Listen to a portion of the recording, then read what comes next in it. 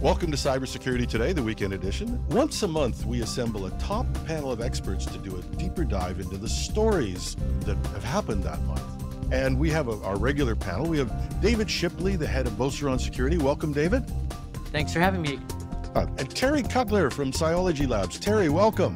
Great to be here again. And this week, we have a special guest, Kim Schreader. She's the Director of Cybersecurity Professional Services. I got this from your LinkedIn profile, but I think you should be proud of CyberX 2024 Women in Leadership Award and one of Canada's top 20 women in cybersecurity for 2022. Welcome, Kim. Thank you. I'm very happy to be here. I appreciate the invite. So we let everybody give a little bit of a brief intro to themselves. People have met David and Terry. Just tell us a little bit about you. Yeah, absolutely. As you said, I'm Director of Cybersecurity Professional Services at TELUS. I've been at TELUS for just over 12 years. I jokingly say I came in as an individual contributor in one place and then kept taking a little bit more and helping clients across the country. So we focus on national customer delivery.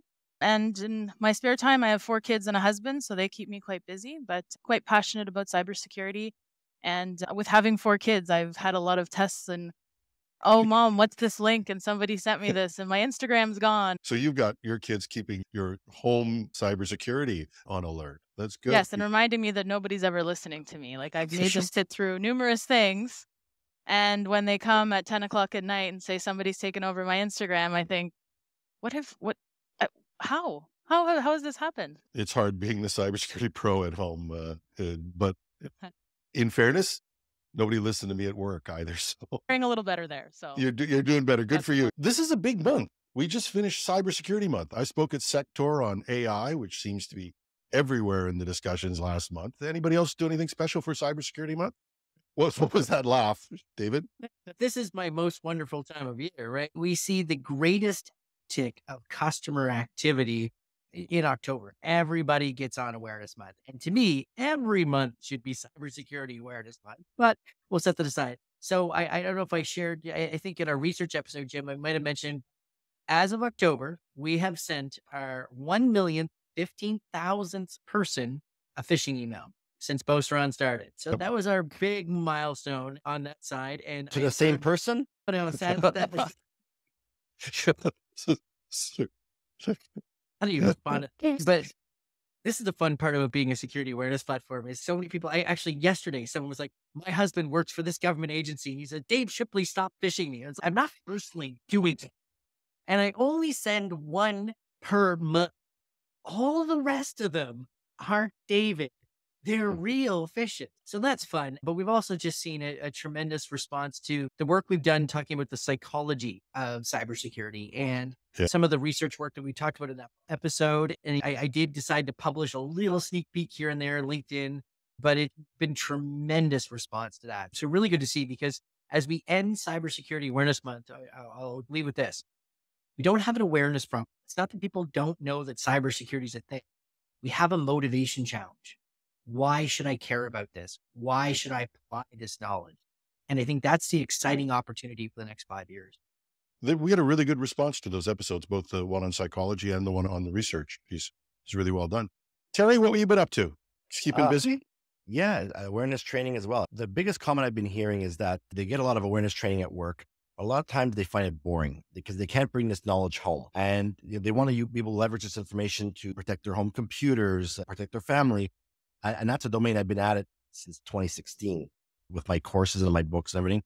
It addresses that at-home audience for people who don't care about cybersecurity and why they should care about ransomware and how to protect their Instagram accounts and the importance of 2-step verification and the importance of passwords. There's all this overwhelm that's coming to them because there's just so much attack vectors that they could fall victim for, and they're not there to be a cybersecurity expert. So how do you dumb this down and make it edutaining enough that they can stay engaged and take their digital life seriously?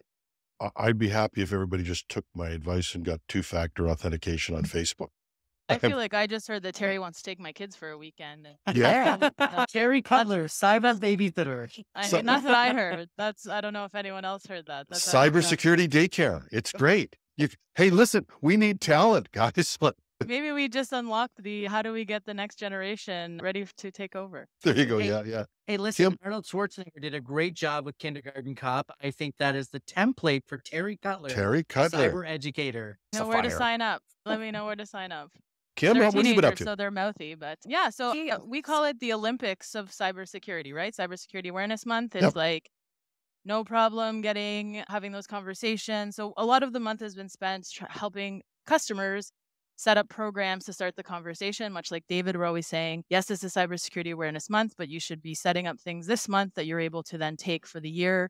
So we've been doing a lot of that work with customers, which is really exciting. Sector was also a huge thing for the team.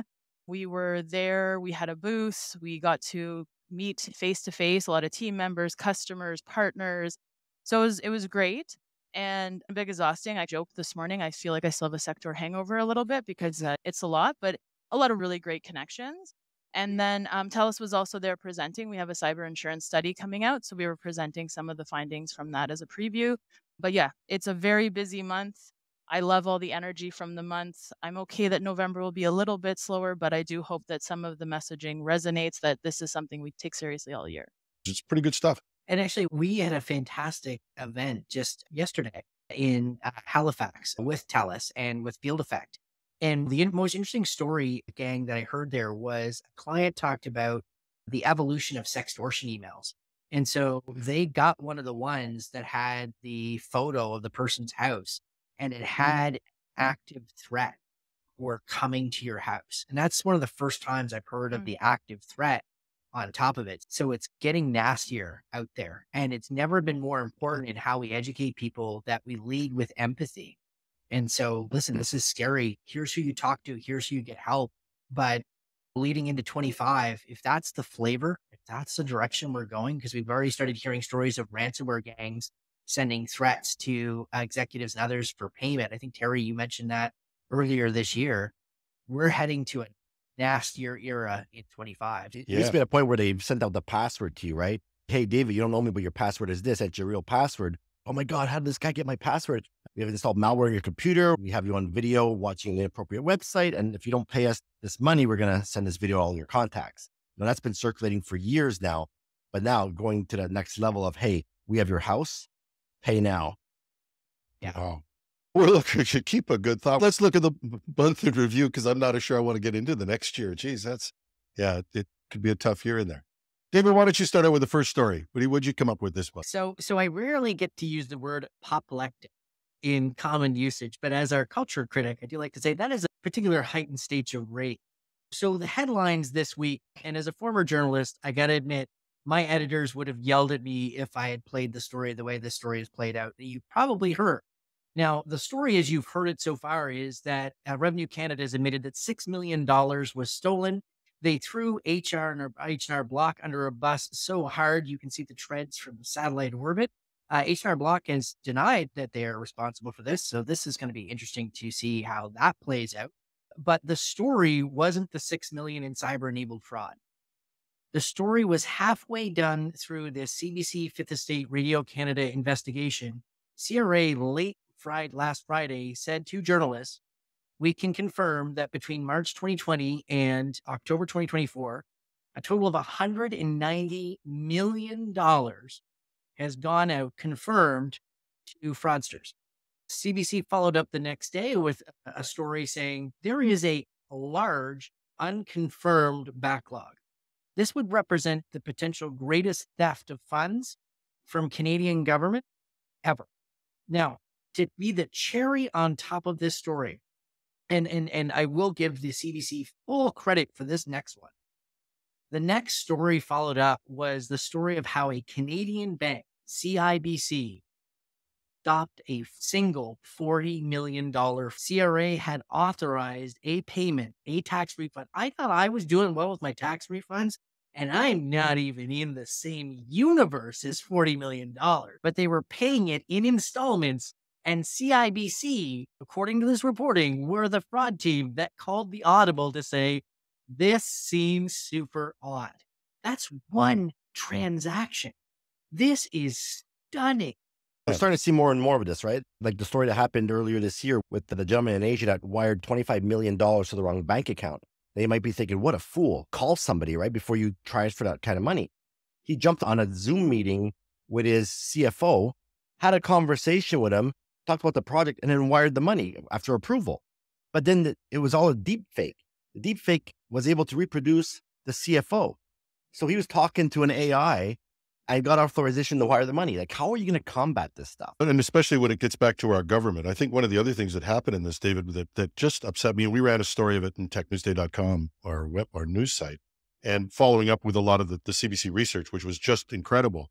But it was the lack of transparency. There's a problem in our government in terms of cybersecurity, and nobody's fessing up to it.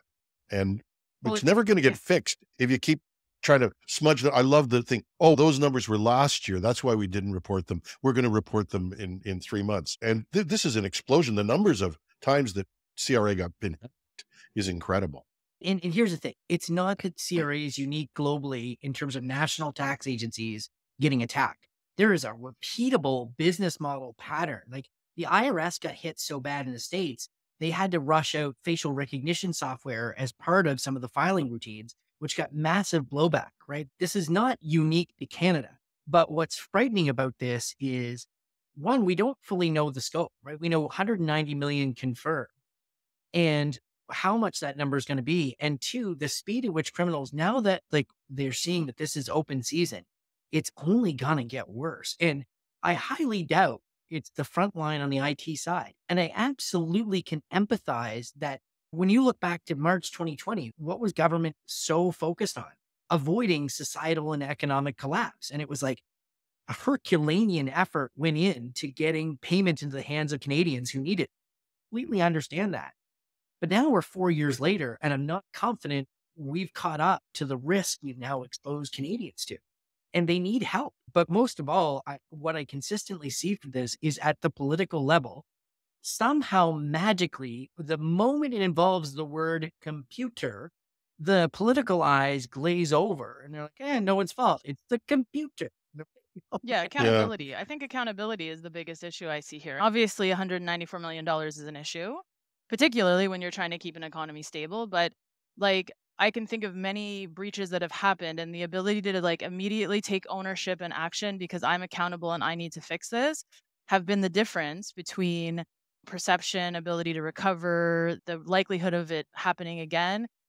If I was a cyber criminal, seeing that they're going to continue trying to hide this and not prioritize and take accountability, I'm like, okay, let's see what I can get from that. So that I think for me is what is really disappointing, is there's just no accountability, and like, I'm owning it. I'm going to resolve this. I'm committed to taking this and making it a priority. And then blaming people that probably have no ability to actually increase budget spend, hiring, technology procurement. That's goes along the same of no accountability. And I think the other thing that there's been some analysts this week that have been blaming Canadian users.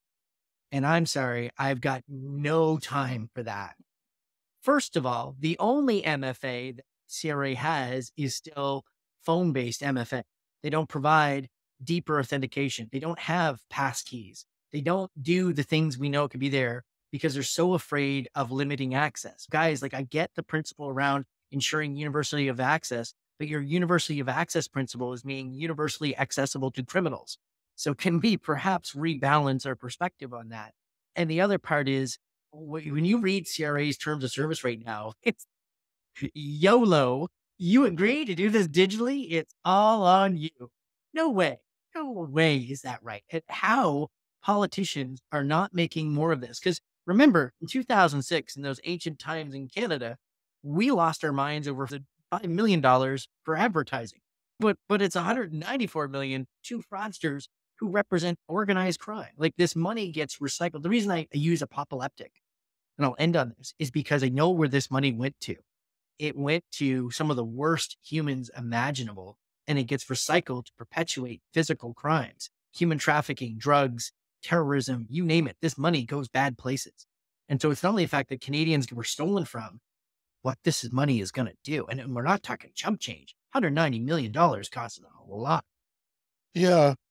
I talked about this before, and there was a time in about 2003 where I went around the world talking about digital government and how advanced we were in that. Somewhere we lost the thread, and our legacy applications, I think, are ready to implode.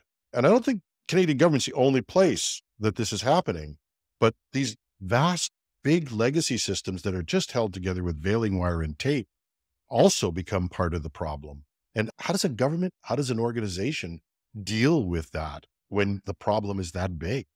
I was in Manitoba a week or so ago, keynoting the Manitoba Disaster Management Conference, and we were talking about insider fraud, where people who had access were creating fake vendors and paying out $5,000 a month here, $10,000 a month there, which equivalent to $500,000 going to one person directly through multiple channels.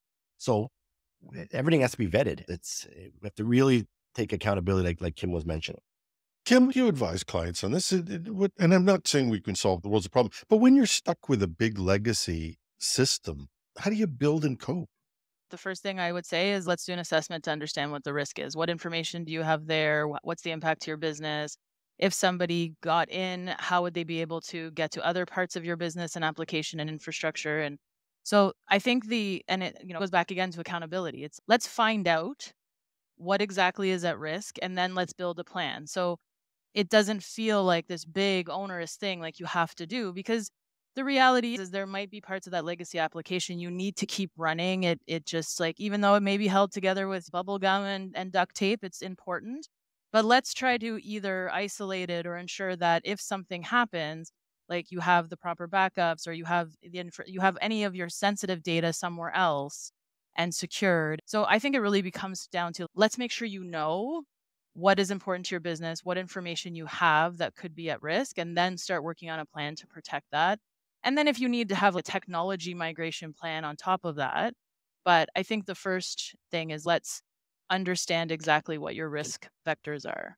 And I'd say this is we need a sophistication that crosses multiple professions from IT to accounting that does actual technology development lifecycle counting.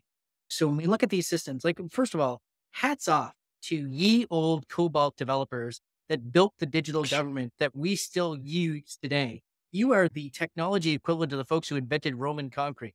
It's a freaking literally amazing. So I just want to be positive about that. Oh, mother, like the idea of 40-year-old technology still delivering today, notwithstanding bubblegum.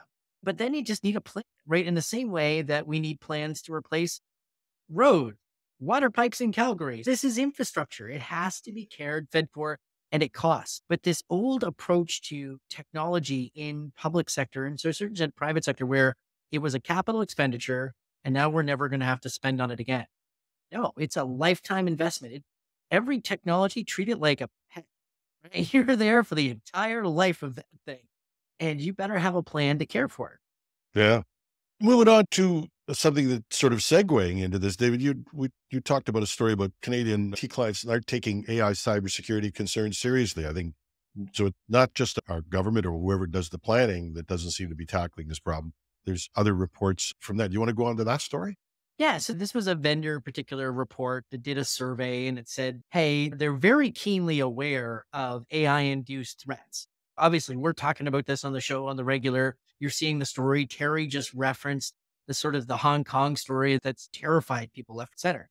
But then similar enough, they're not investing in the automation and the AI tooling side on the other side that's going to be required for the increased threat environment. And I do think there's a mismatch. I do think that the criminal investment in AI for the crimes is vastly outpacing the defensive investment that's going to be required. And even volumetrically, like the amount of phishing, the anti-phishing working group is seeing, the amount of sophisticated attacks we're seeing, the water is rising on our digital New Orleans. We are not building our levees high enough, fast enough for if a storm hits.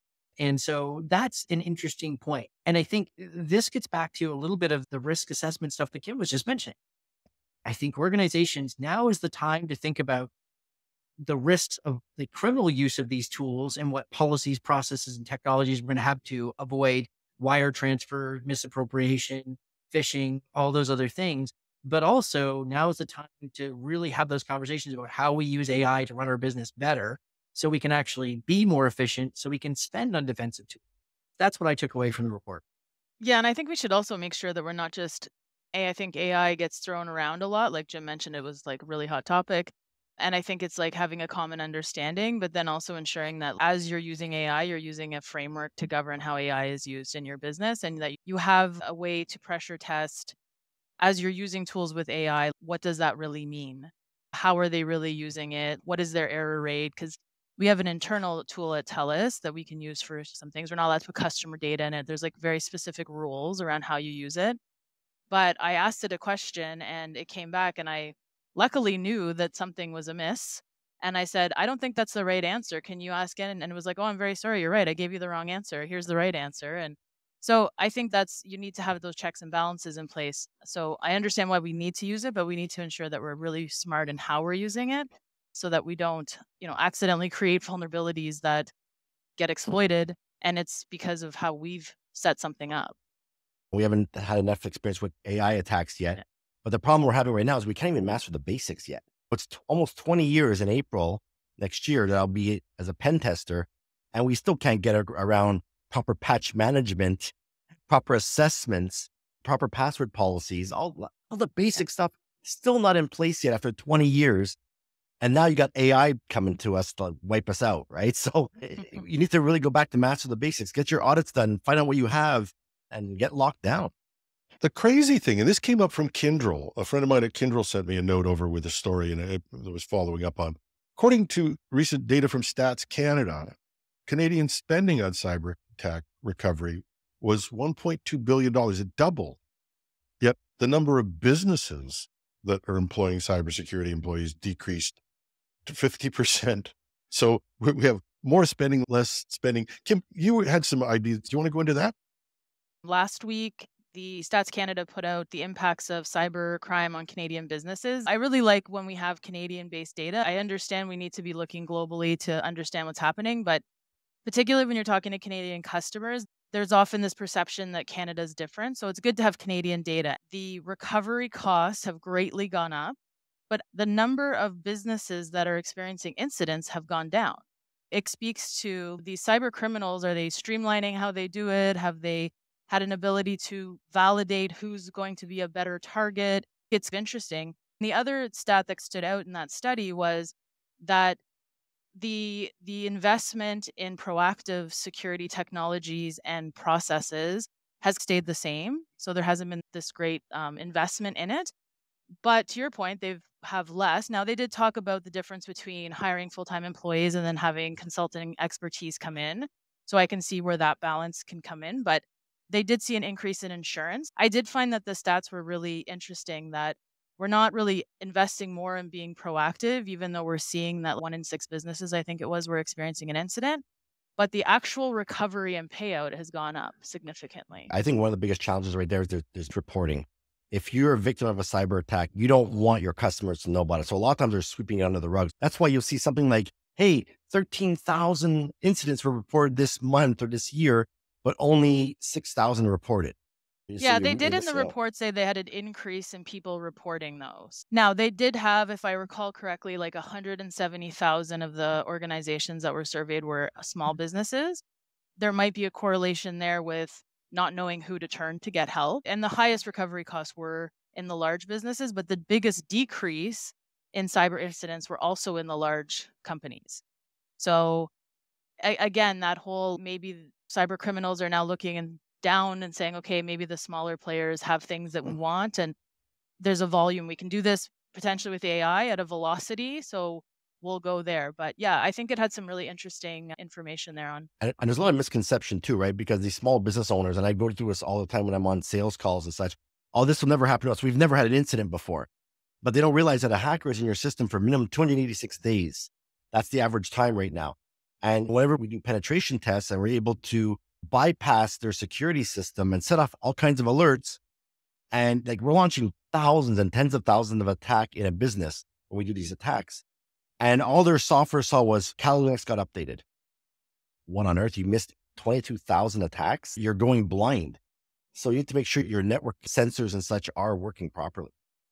The interesting thing about the study that I found interesting is that we now know, according to StatsCan, the Canadian private sector is spending $11.7 billion now protecting themselves.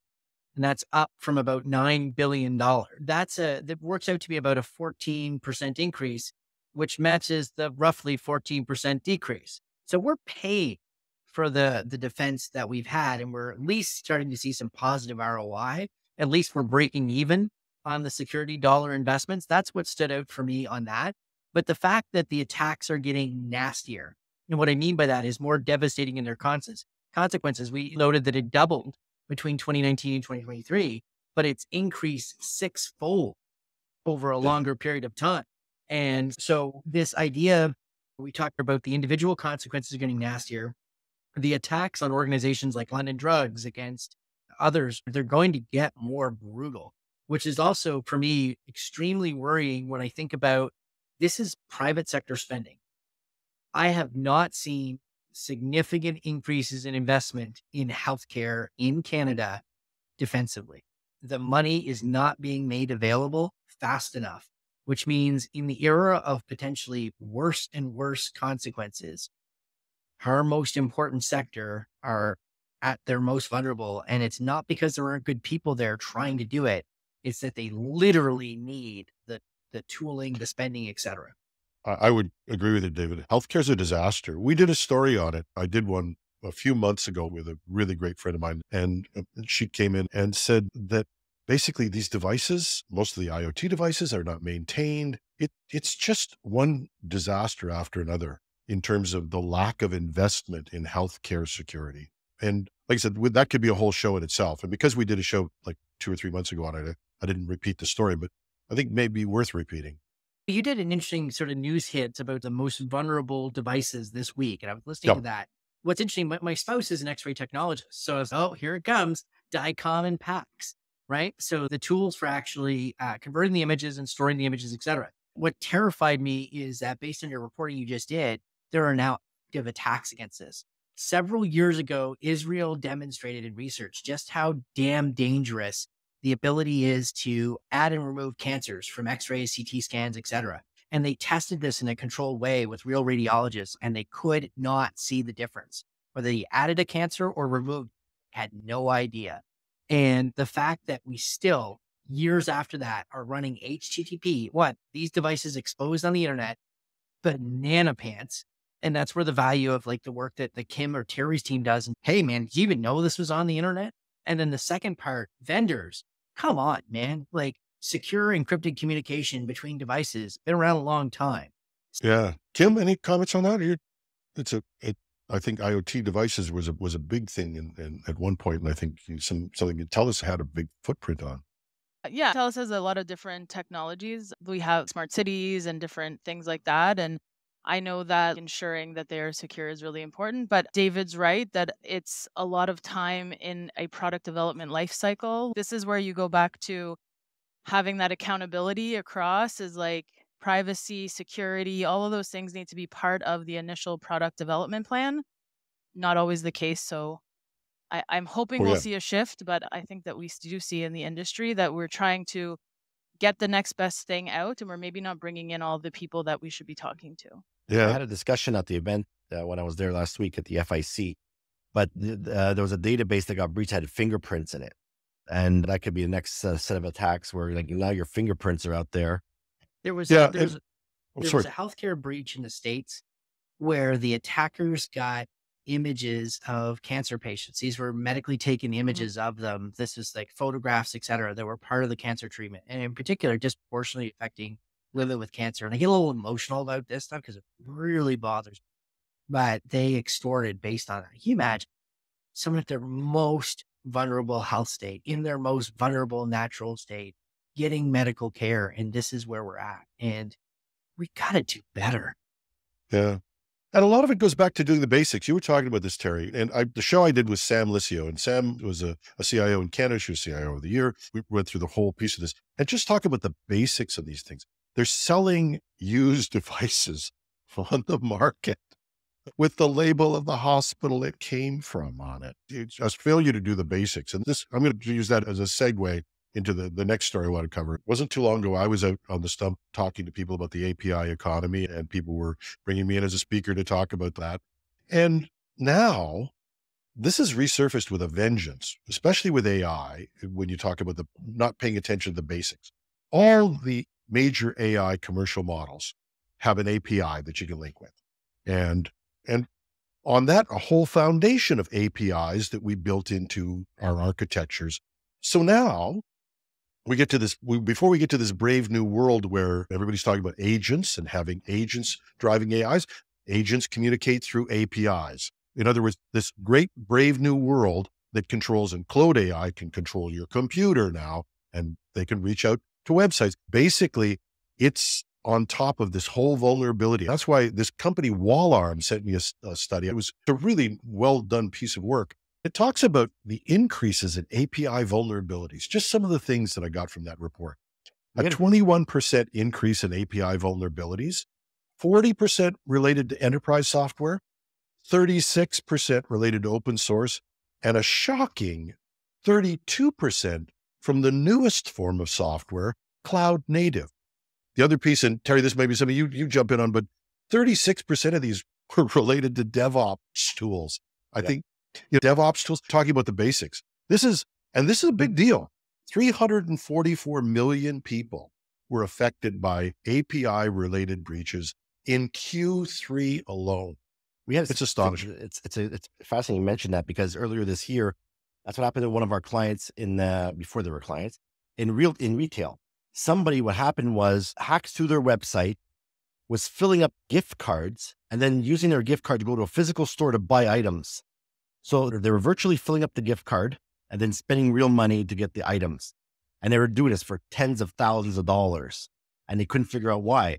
Now, I'm not a web app tester. I use colleagues for that, but it was exactly that. Their APIs had misconfigurations in there, or some of their homemade software wasn't developed properly. And there was a couple lines that were missing to help protect that transaction. And this is why it is so important to have pen tests, right? You got to have people poking at your systems and seeing what's out there that you didn't even know about. And this is, as Terry mentioned, this is a highly specialized skill. Like, for the love of God, don't just go find the free version of an online web vulnerability scanner and go, yeah, we're good. No, you get somebody that's actually trained to do this with some skill, give them a couple of days to actually poke at this, and you're going to get back some things you didn't know. And that is okay. You're going to learn from that. But I guarantee you are getting pen tested every single day by criminals. It's just the payout is when they hit you. So you better get in the game and get ahead of them. Now, this isn't my area of expertise either, but as an executive, we run multiple pen tests per year in my company. And it's continuous learning and improvement process. And it needs to be seen as that. It's as valuable as tabletops. Tabletops are your pen tests for your humans, your processes, and your procedures. Your technology needs to be pen tested regularly. November is Men's Health Month. And I know that we avoid getting our regular health tests quite like the plague. We're almost as bad in IT. So we got to get beyond that. Yeah. And Kim, you were talking about this earlier. I think this is when I was a consultant for many years. You go to companies, you say, you really do have to do an analysis. You have to know where you are. Some clients have a resistance to that, but I don't know if you don't do a concrete look at where you're using APIs, how you're using them. And a lot of these are on client side APIs. These are things that are exposures that are in companies right now. Have you found a way to convince clients that they really should be taking a deeper look at the basics of their infrastructure? Yeah, I think it comes back sometimes to the company culture. I think sometimes people don't want to slow down. So if you're thinking about, I have to get to market quickly, I need to beat my competitor there so that I can gain more market share, then when you're talking about, hey, you should really follow secure coding practices, you should be testing those things, you should not, if you're using open source, you need to have a whole other batch of assessments you need to do.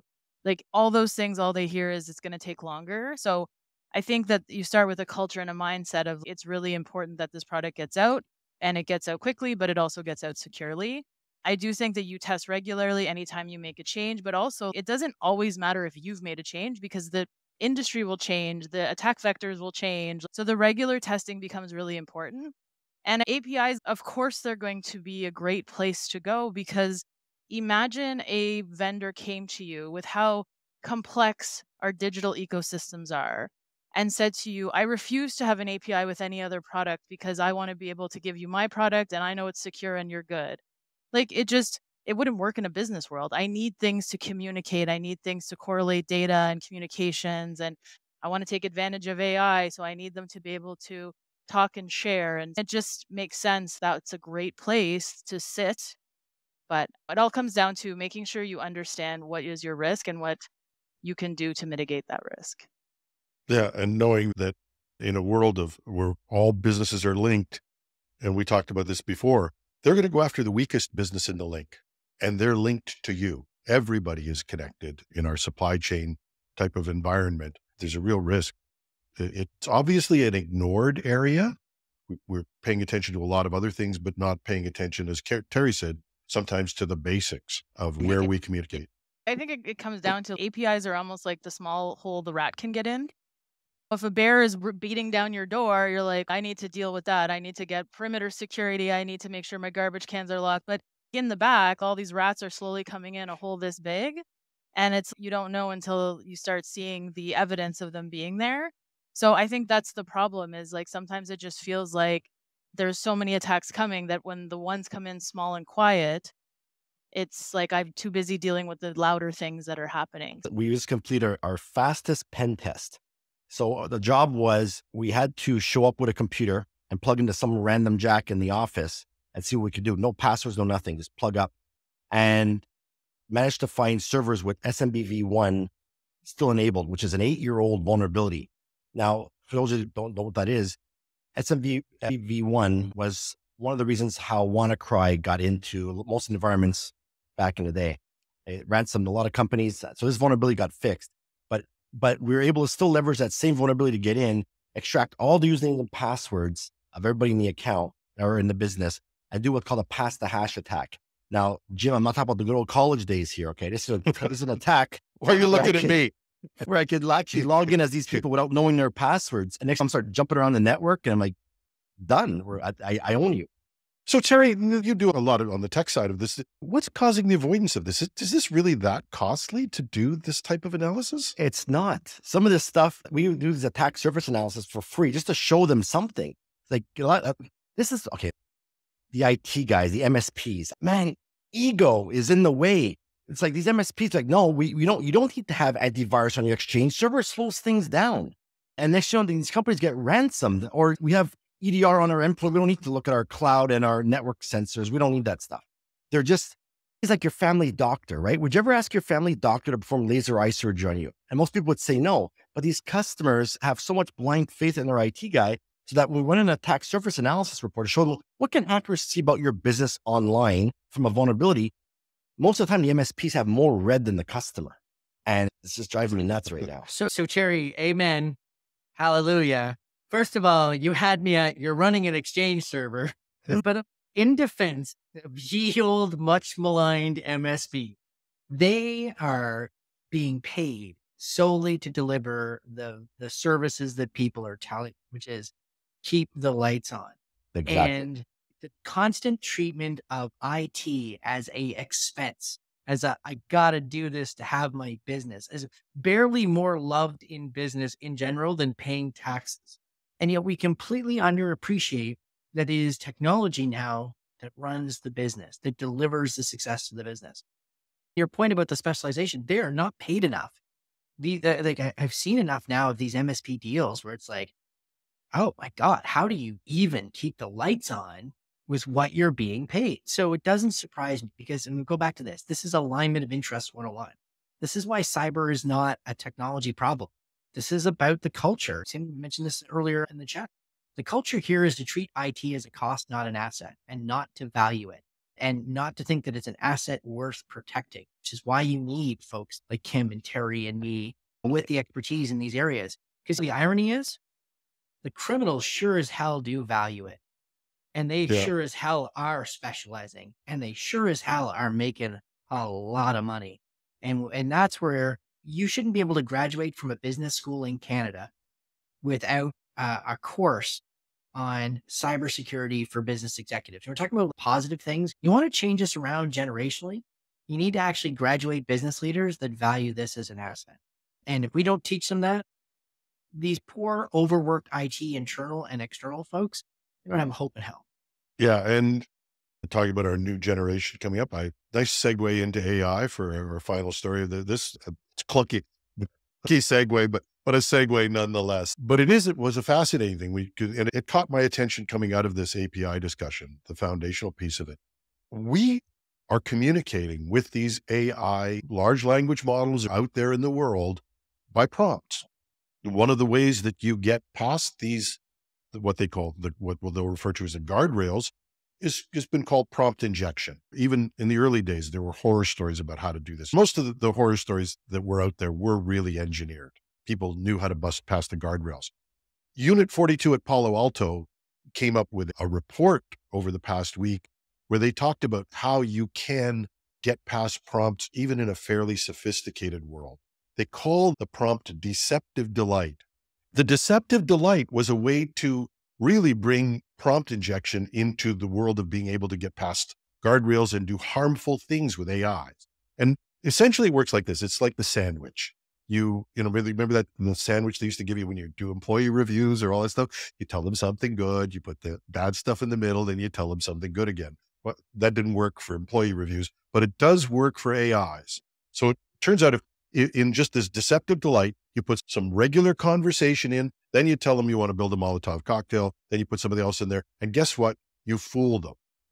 And they tested this. They tested things that had a 5.8% percentage of making it through and not getting caught by the guardrails. So there is a caught 95% of these things. After they put in that little sandwich, 65% attack rate success. And it turns out on the second round of this, that they got more and more harmful information. That was one way of doing this. So that's just one way. The second way, and I found another story that came up, and this is for the old people in the audience, you just write your command in hex and all the guardrails disappear.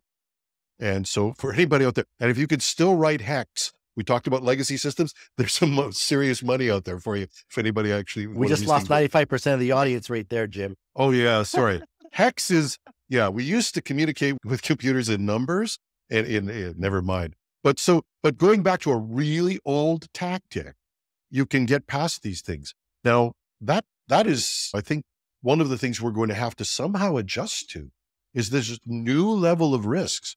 We all suffered through prompt injection, the SQL prompt injections, and all the things that happen there. Well, how are we going to talk to people about the new potential risks that are out there? Anybody, any ideas?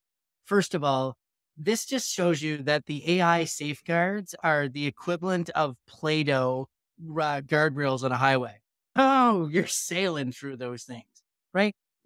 We like to call this prompt engineering. In my view, it's called social engineering, but for the computer now. This is not new, but the fact that we failed to properly consider and implement what we've already learned. All technology is built by humans with biases. That technology reflects those biases. If you know how to work the system, you will get these things to dance.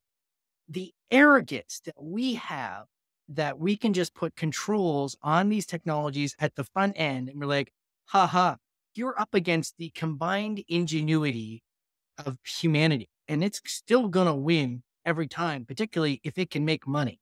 We were talking about the rats getting in. We are mice in a maze, man. If we think money is the cheese, we are going to bypass all your little guardrails. And so if you're not building systems, AI systems by design for safety, right from the data sets that they're acting on and the actions they can take, you are setting people up for a world of hurt. Like this rush now between Anthropic, you got Claude, you got Apple Intelligence about to hit the streets where they're going to be able to do things in the computer. Man, everyone's been talking about the golden age of phishing was in the past because MFA resistant phishing. The golden age of credential phishing may have passed. We might be in the silver age, but holy hell, the golden age. And we saw this story earlier this year, Jim, of prompt injection, social engineering, where I now socially engineer the human and their little AI buddy in combination. This is going to be fun. Yeah, we just leveled up. Yeah. Yeah. Apple did an interesting thing though. Apple has put out a bounty program and they're offering as high up as $1 million. This is really their Apple intelligence server and trying to bust through that. Pretty standard stuff, not necessarily busting the AI. But I think it's a great idea for the big companies to step up and say, hey, let's get a citizens army out there, hack this stuff. Tell us how you're doing it. And I think that was one of the most intelligent responses I've seen to AI, and at least the emerging AI security in the past little while. I think the future of cyber is going to be difficult, interesting, and cybersecurity is not about convenience, right? So when you have people that are buying these new devices, these IoT, and there's hacks going on, I'm starting to hear more of my data is already out there. I don't care about privacy anymore. Like they already have my fingerprint, they already have my voice print, they have my credit card data. Why do I care anymore about cybersecurity? And Jim alluded to the next generation in his clunky segue, but like they also have all grown up digital, and the trade-off of convenience for sharing personal information, much more comfortable. So it will be interesting to see as they become the next generation of leaders, how they find that balance, because we didn't grow up that way. We had to so we probably still come from a bit of risk aversion, but I can think of my teens that have grown up completely digital. It's just table stakes for them. And then when something bad happens, how could this have happened? Yeah. Yeah, there's a difference between us analog to digitals, the Gen Xers. And remember trying to get a Sound Blaster sound card to work? You're trying to find the DMA controllers and make those work. Like until you've actually really played with a computer and realized just how fragile and friggin' hard they can be, you don't appreciate that they can be raw. And that's what I think what frightens me about Gen Z and Gen Alpha is the tech has been so damn good that they inherit it. But for all of us Gen Xers, if we want to have that moment of moral superiority and want to watch fear and uncertainty cross the latest kid tech wizard that's doing something on a computer, you don't feel ask them what a C drive is and you'll feel good about yourself for the rest. It also goes really quickly for them too. Like remember, we started and it was like this computer and it was like MSN Messenger was the first. And then, but for them, it's every year there is just so much that changes. So I will give them that they are also moving in a very quick digital. I thought you were going to say ICQ. Remember ICQ? The little Okay, flower? we just lost a third of our audience that's under 40.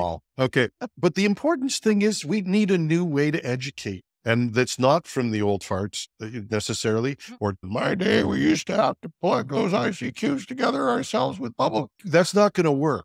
We've got to find a new way to educate people and bring them along so that they can appreciate, because the risks, as we pointed out with this AI world, the risks that they're inheriting are big and they're new.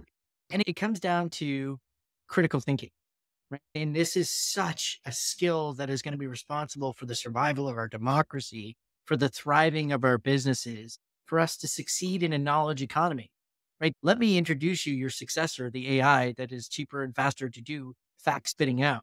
But the thing that it cannot do is critical thinking, and the thing that you have the edge over still.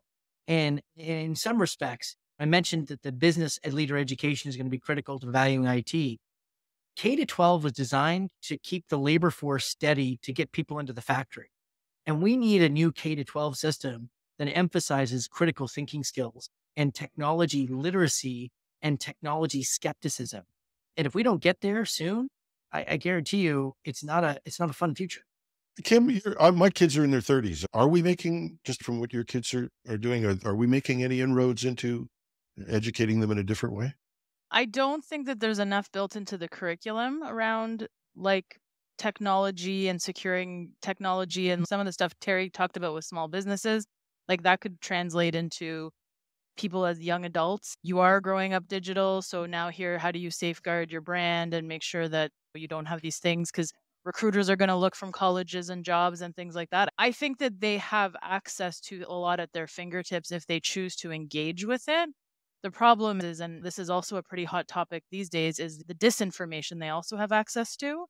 But I'd say in the actual school system, like they don't come home and talk a lot about that kind of that kind of education happening. They don't have textbooks on that yet that are in the schools. Like I do a lot of presentations with lots of school boards here. We have what's called digital citizenship program. So it promotes technology, really cool stuff. Here's all the great stuff you can do with it, but there's no prevention behind it. What happens when you start saying inappropriate images? That's where I always get brought in after the fact for internet safety talk about the importance of sending out inappropriate content or cyberbullying or how these devices actually store data. You think Snapchat's deleting your stuff? Yes. No way. It's still there.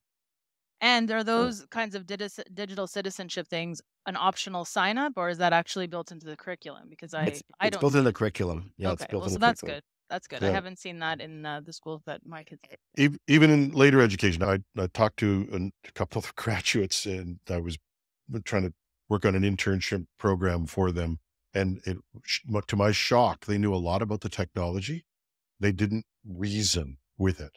And I had to give them the talk, which was your technical skills, your ability to program in Python, that has a limited value right now, especially in a world of code generation. And no matter what anybody thinks, code generation will just get better and better. One thing I want to build on though is the idea of this education just being about the technology itself. So like for me, the next generation of human sexuality education that we deliver at age appropriate levels throughout the curriculum at some point has to talk about, hey, when you're at this age as a young teenager, your brain's not fully developed, which means your impulse control is not where it needs to be, but the speed of technology is terrible. So the reason why we can't ignore the fact that people express their sexuality and that they're pre-programmed. Brains are programmed to do certain things, to make decisions that in hindsight they would not make in a non-aroused state. And so when we talk about infusing the curriculum, it's not just the technology classes, it's all aspects of things. I think much to our detriment, we got rid of home ec. Like I remember in middle school, I was taught how to actually cook and clean and sew. And this is not common anymore. People don't know how to fix things. But we also need to weave technology into all kinds of conversations throughout the curriculum. And that includes the most intimate ones. To the point about the kids, because there was a story out this week from CBC, and I'll just quickly, the RCMP's ICE unit, their integrated child exploitation teams, are just drowning. And what I've heard from cops across the country is in particular, it's in child self-developed CSAM sent to other children is through the roof. And so we got to do something because there's a lot of pain and suffering on this side. And it starts with education. Yeah. We got to wrap up. And Kim, just talking about your TELUS report, when's that coming out? It should be What's out up? anytime now. We're trying to get the final touches on it for the Cybersecurity Awareness Month, but now we're going to bring it into November, so it should be out in the next few weeks. You can ping me back and we can let our listeners know when that's available. And we'll get that. David, we're still waiting for your research in January, but you're giving it away piece by piece. I love this, the little breadcrumbs. Yeah. And so I want to wrap up with our award. You remember our award we had, David? You pinged me with a story, and I think maybe have a competition for that. Maybe we'll take a vote on it. But it was, you had leave our libraries alone, cyber thugs. They're attacking our libraries. Yeah, no, I'm trying to remember the name of the award. I thought it was so clever at the time. I thought it was the Stinkies we The called it. didn't we? Stinkies, yes, Yeah. yes. This was when vendors, so the original Stinky went to a vendor that was ambulance chasing off of one story or another, and it was just so egregious. They were like, come on, stop. This is awful. Like, just don't do this. But I think the Stinkies, I think we can have a subcategory that applies to criminals, like hitting our libraries, internet archive. We underappreciate libraries' role, and we just talked about the value of education. For so many people, they still are vital. And libraries are an important pillar in our democracy. And the fact that they are being raided by the cyber Vikings, shame on you for doing it. And shame on us for underinvesting in the resources required to protect these critical parts of our society. Not shame on the libraries. My God, they operate on shoestring budgets. They're just really good people working in our libraries. Yep. And they don't deserve this. And the most vulnerable people rely on our libraries to help them live better lives. We all can step up and help protect them, but particularly shame on you, criminals, for targeting libraries. You're the lowest of the low. You earned the Stinky this episode. I will say, though, just to follow up, because you shared the article with us, the Calgary Library was impressive in how quickly they responded and were able to, I was pleasantly impressed with their ability to contain it and have little. The not-for-profit sector in Calgary is very advanced. There's some really great things happening there. So the Stinky goes to the people who attack. The award for being on top of it really does go to the Calgary Library Board. The Smell Good Award. Oh, Yeah. the Cyber Rose, maybe? I don't know. Yeah. Rosa. There you go. We'll work on that Bachelorette, one for next bachelor. month. Now you got to create some merch, David. Library Yeah. lives matter. Yeah, that's it. And that's our show for this week. Thank you to our panel. David Shipley, Beauceron Security. Thank you, David. Thank you. Terry Thank Cutler from Cyology Labs. Thanks for having me. And our special guest, Kim Schreader from TELUS. Great to have you. Yeah, this is a lot of fun. Thank you for having me.